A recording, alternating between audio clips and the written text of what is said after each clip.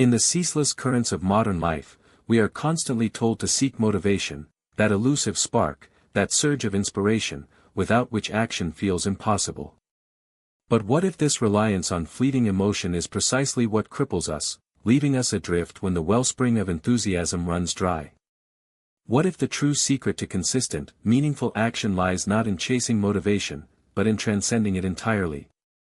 This is the profound paradox the ancient Stoics understood, forging a discipline that enabled them to act, not despite the absence of inspiration, but because they had cultivated a deeper, more resilient source. They practiced an anti-motivation discipline, a rigorous mental training designed to decouple action from transient feelings.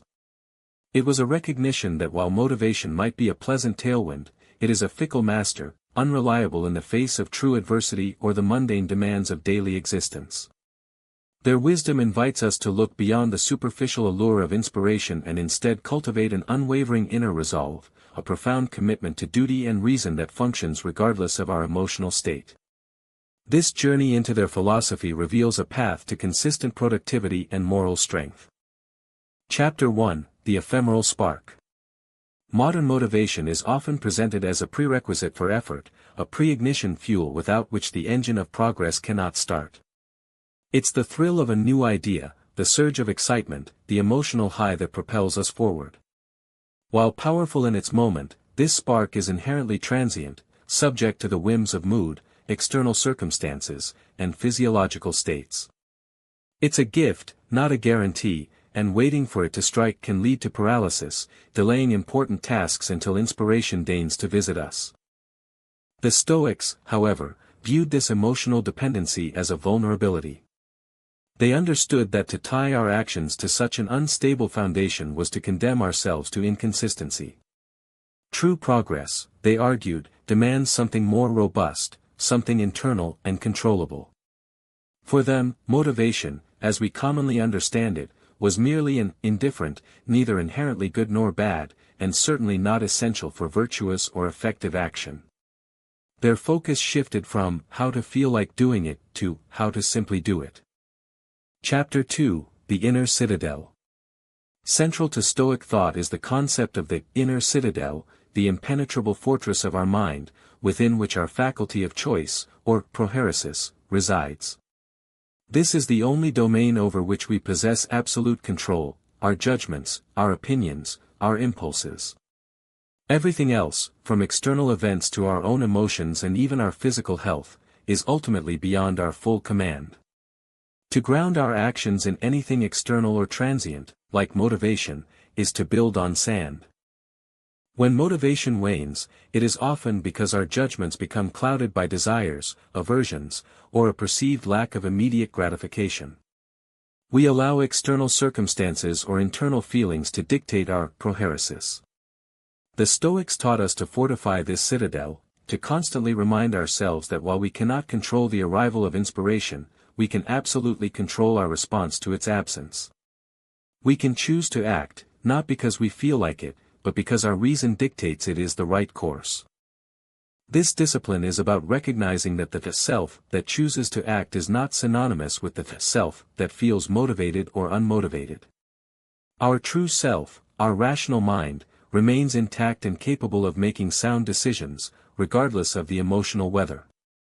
By exercising our prohairesis, we train ourselves to make decisions based on principle and purpose, rather than being tossed about by the changing tides of our feelings. It is an assertion of our highest self over our transient inclinations. Chapter 3: Premeditation of Adversity, Premeditatio Malorum. One of the most potent Stoic tools for cultivating this anti-motivation discipline is premeditatio malorum, or the premeditation of adversity. This practice involves consciously contemplating potential difficulties, setbacks, and the absence of desired outcomes, including the absence of motivation itself. By mentally rehearsing these challenges, the Stoics inoculated themselves against their shock and disarming power when they inevitably arrived.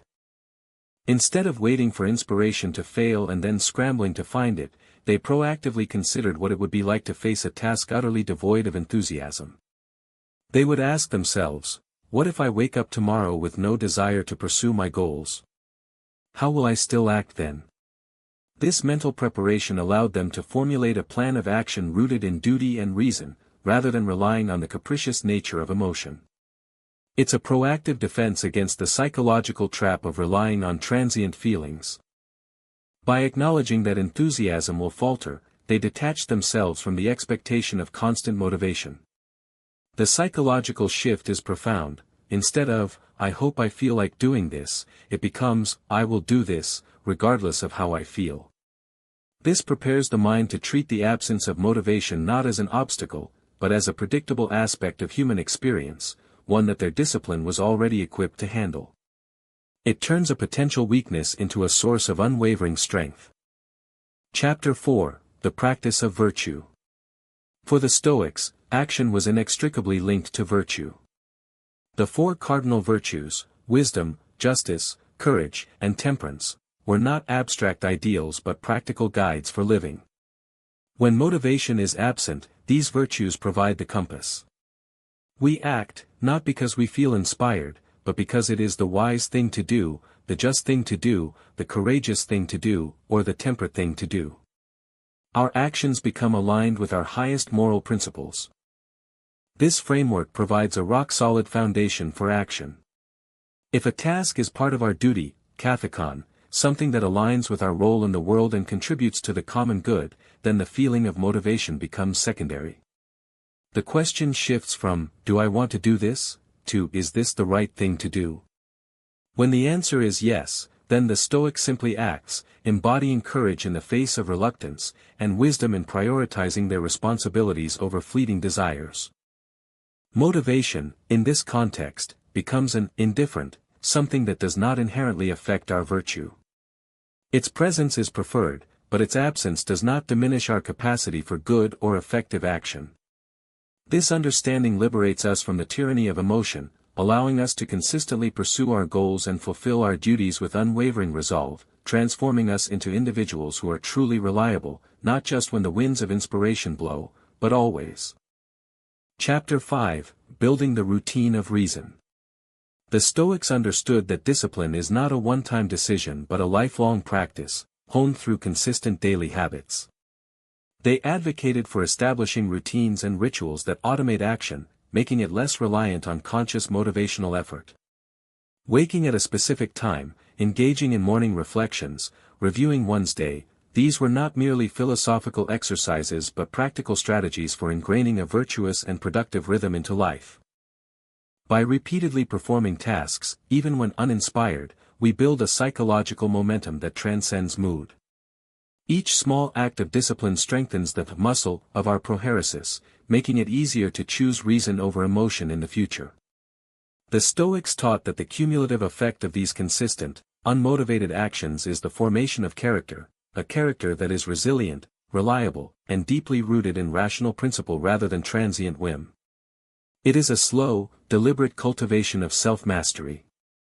It's about showing up, day after day, not waiting for the perfect conditions or the sudden burst of inspiration. It's about understanding that discipline is its own reward, a testament to our commitment to our values and our capacity for rational self-governance. This routine of reason gradually transforms the anti-motivation discipline from a struggle into an effortless flow, a fundamental aspect of who we are and how we engage with the world, unburdened by the caprice of feelings. The anti-motivation discipline of the Stoics offers us a powerful antidote to the unpredictable nature of inspiration. It teaches us that true agency lies not in waiting for the spark, but in forging the will, in cultivating an inner citadel so strong that it stands impervious to the ebb and flow of fleeting emotions. It is a call to elevate duty, reason, and virtue above transient feelings, empowering us to act consistently, purposefully, and effectively, regardless of how we feel in the moment. Embrace this profound wisdom. When motivation withholds its favors, remember the Stoics, act anyway. Cultivate your routines, strengthen your rational choice, and let virtue be your unwavering guide. For in doing so, you will discover a deeper, more enduring source of power within yourself, a discipline that transcends mere inspiration and forges a character of indomitable will. As Marcus Aurelius wrote, "Do not be depressed, or overawed, or fretful if you are not quite successful in doing everything according to your principles. Just keep trying. What will you choose to build, not with motivation, but with pure, unyielding discipline?